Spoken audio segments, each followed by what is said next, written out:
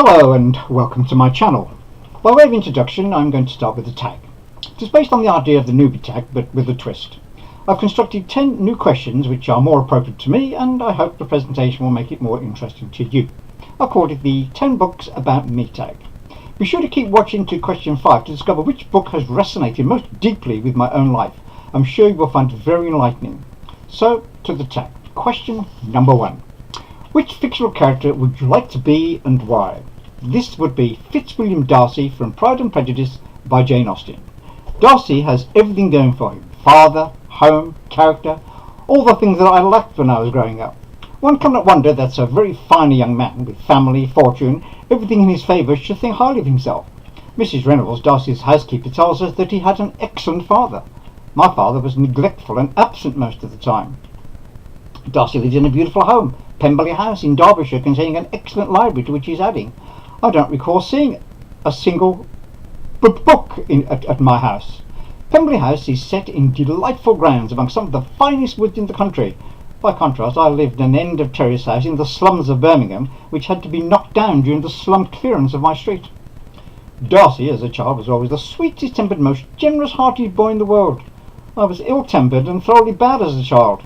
They say that temperament is destiny, but I also think that being born to the right parents and in the right environment is not such a bad idea either. Question number 2. Which fictional or non-fictional character's talents do you wish you had and why?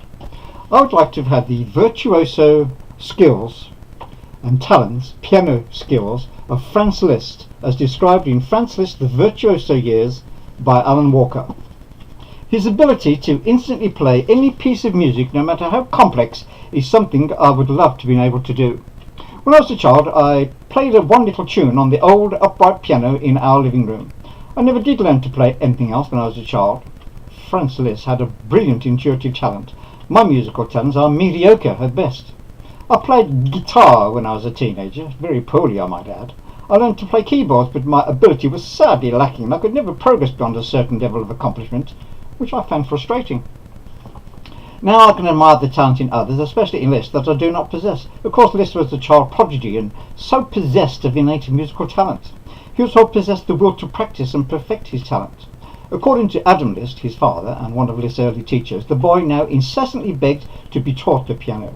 It was evident, he said, that the boy was uniquely endowed, and he started making astonishing progress.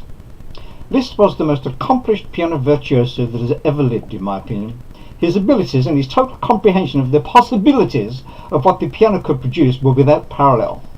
He had complete mastery of the instrument, and I would love to have had this mastery. Question number 3. After having read descriptions in a certain book, which country would you like to visit and why? For me, this would have to be Botswana. Oh, it would have to be Botswana. Although I lived for 5 years in neighbouring South Africa. In the #1 ladies detective agency, Alexander McCall-Smith writes about Botswana with such love and affection. And it is utterly beguiling. McCall-Smith does not make the mistake of inserting long descriptive passages about Botswana into his story. Instead, he provides incidental details that, throughout his narrative, have a cumulative effect. On page 1, he describes Mara Ramotsky's view from her door. To the front, an acacia tree. The thorn tree, which dots the wide edges of the Kalahari. The great white thorns are warning. The olive grey leaves, by contrast, so delicate. Its branches in the late afternoon, or in the cool of the early morning, one might see a go-away bird, or hear it rather. And beyond the acacia, over the dusty road, the roofs of the town under a cover of trees and scrub. On the horizon, in a blue shimmer of heat, the hills like improbable overgrown termite mounds. At the end of the book, the effect of all the incidental details are brought together in a final passage as Mara Ramotsky and J.L.B. Matakoni go out onto the veranda. She poured him a beer, and they went together to her favourite place to sit on the veranda, near the bougainvillea. Not far away, in a neighbouring house, music was being played, the insistent traditional rhythms of township music. The sun went down, and it was dark. He sat beside her in the comfortable darkness, and they listened contentedly to the sounds of Africa settling down for the night. A dog barked somewhere. A car engine raced and then died away. There was a touch of wind, warm wind, redolent of thorn trees. He looked at her in the darkness, at this woman who was everything to him.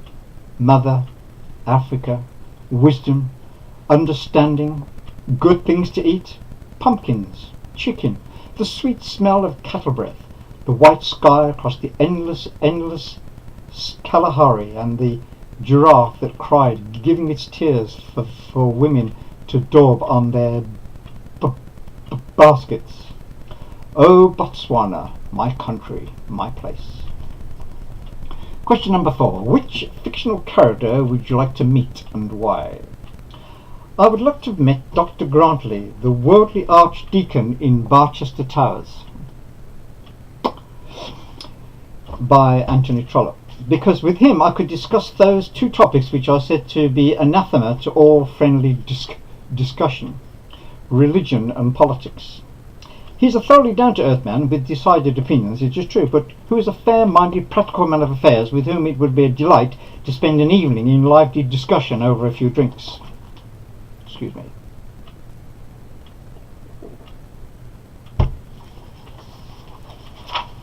Here is how Anthony Trollope described him. Our archdeacon was worldly. Who among us is not so? He was ambitious. Who among us is ashamed to own that last infirmity of noble minds? He was avaricious, my readers will say. No, it wasn't for no love of lucre that he wished to replace his father in Barchester. He was his father's only child, and his father had left him great wealth. His preferment brought him in nearly 3,000 a year. The bishopric, as cut down by the Ecclesiastical Commission, was only 5. He could be a richer man as archdeacon than he could be as bishop, but he certainly did desire to play first fiddle. He did desire to sit in full lawn sleeves among the peers of the realm, and he did desire, if the truth must be out, to be called my lord by his reverend brethren. There's something quite endearing in this brief character sketch of Archdeacon Grantley. Both his strengths and his weaknesses make of him such a full-rounded human being. He's neither too good nor too bad. He was not a Pharisee like Mrs. Proudie, nor a creep like Mr. Slope, and while he was worldly, he was not pious or self-righteous. Indeed, he is shown by Trollope to have a tender and devout spirit. Here he is at the bedside of his dying father, as he grappled with his conscience as ambition for office and love for his father contended for mastery. By no means easy were the emotions of him who sat there watching. He knew it must be now or never. He was already over 50, and there was little chance that his friends who were now leaving office would soon return to it. No probable British Prime Minister, but he who was now in, he who was so soon to be out, would think of making Dr. Grantley a bishop. Thus he thought long and sadly, in deep silence, and then gazed at that still living face, and then at last dared to ask himself whether he really longed for his father to die. The effort was a salutary one, and the question was answered in a moment. The proud, wishful, worldly man sank to his knees by the side of the bed, and taking his father's hand in his own, prayed eagerly that his sins might be forgiven him. Yes, I have a soft spot for this proud, ambitious, yet tender-hearted man. Question number 5. Which book has resonated deeply with your own life, and why? This would have to be the semi-autobiographical novel of human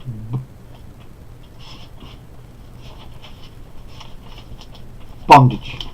Got it out. Human Bondage by Somerset Maugham. Philip had always led the solitary life of an only child, he writes of his protagonist. Although I was the 10th child of my parents, circumstances conspired to lead me to lead the solitary life of an only child. The sense of isolation and feeling different due to upbringing and disability was a strong element in Maugham personality, as it is in mine. Maugham, like me, suffered with a stutter. and of human b- bondage, he transmuted his experience into a boy with a club foot. Mom, if you have seen any of his public utterances, has the appearance of someone who can articulate and speak fluently. This is largely an illusion, because it fails to reveal what is actually going on in his mind. In the mind of a stutterer, there is, metaphorically speaking, a stuttering machine in control of the language centre of the brain. This stuttering machine, as I call it, is subconscious and is constantly trying to express itself, but the conscious mind is struggling against these subconscious processes and seeks to subdue it and so to speak fluently. So there's a constant tension at play in the mind of a stutterer, which makes it excruciatingly psychologically painful to speak fluently. The best analogy I can give to enable a non-stutterer to comprehend the tension that is going on in the mind of a stutterer is for you to imagine trying to permanently suppress your sexuality. To escape these mental torments, Morn was always relieved to return to his solitary pursuits, of which reading was his mainstay, just as it is mine. Be sure to continue watching until question 10 to find out which is the most life-affirming book I have ever read. Question number 6. Which era would you have read about, other than our own, would you like to have lived in, and why? For me, this would be the 19th century of Victorian England. For this, I would have to choose Sherlock Holmes, the complete illustrated stories by Sir Arthur Conan Doyle to represent the period. Sir Arthur Conan Doyle conjures up all the atmosphere of 19th century London in his stories. Of course, I would have to have been born in the upper middle classes rather than the impoverished working class background that I actually come from. Provided I was upstairs and not downstairs with a comfortable house in Mayfair with a lot of servants to attend to my every need, then I wouldn't mind trading in all the technological advantages of the 21st century. Of course, I would need my gentleman's library and my humble, compliant, obedient Victorian wife. I'd expect my household to be run like clockwork and for my children to be obedient and to comply with my every whim. As a gentleman with an independent income, I wouldn't expect to sully my hands with anything so demeaning as trade. Of course, my fashionable wife and I would be received at all the best houses, and we would only invite those to our own home who were of an acceptable character. After all, we have to keep up appearances. Question number 7. Which career would you wish you could have had after reading about it, other than the one you have or have had, and why? I would have to nominate the career of W. Somerset Maugham. The Pattern of Maugham by Anthony Curtis will have to stand in for Maugham's total output. Maugham was one of the most successful playwrights, novelists, short story writers and essayists of the 20th century. He was feted and lauded and became immensely popular and enormously rich, and bought himself a villa in the south of France where he lived and entertained in splendour. Instead, I was a humble accountant, and not a very good one either. Maugham was a prolific author who sat down to his writing every morning without fail and produced 30 plays, a score of novels, 100 short stories, and numerous volumes of essays. By contrast, I have written and published 4 novels, which sank without trace. Question number 8. Which fictional character do you wish you could have married, or which you find delightful, and why? The very name of Bathsheba Everdene in Far From the Madding Crowd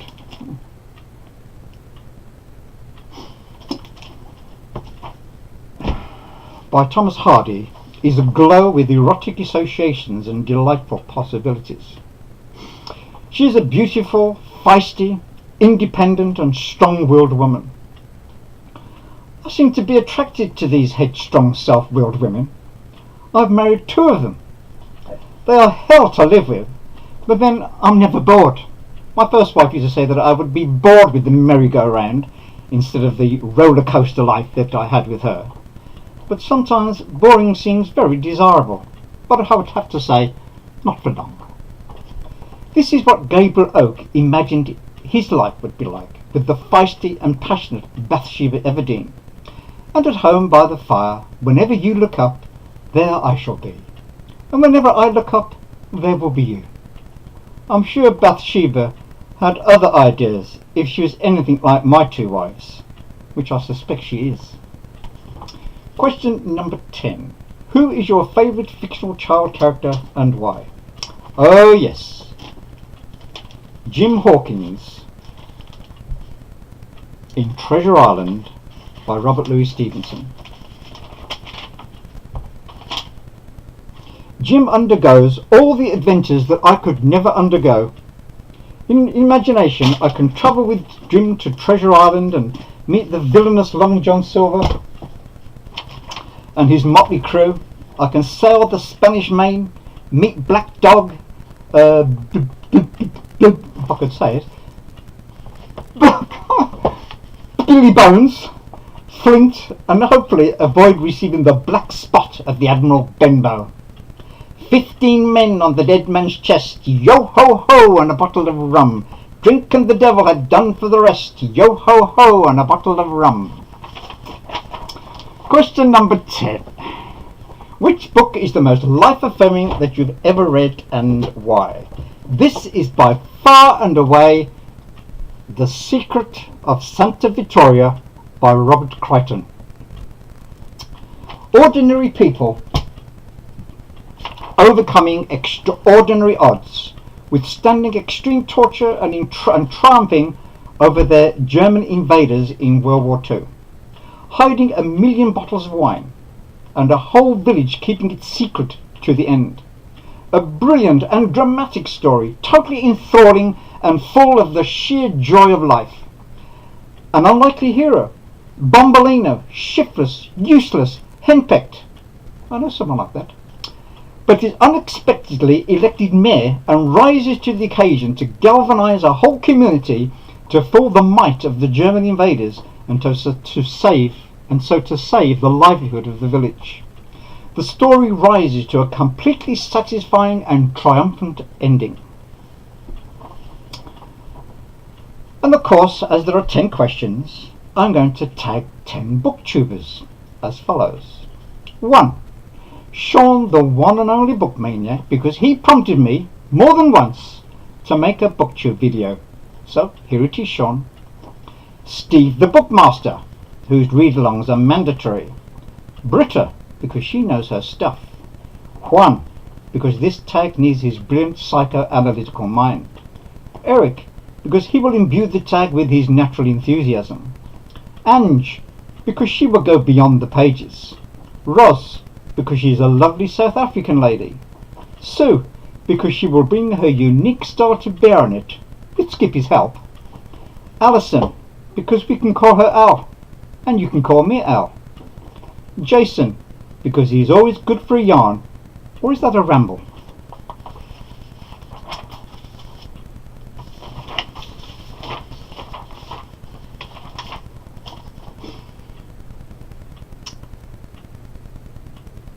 And remember, be sure to subscribe, comment, like and share, and I'll be back soon with another BookTube video.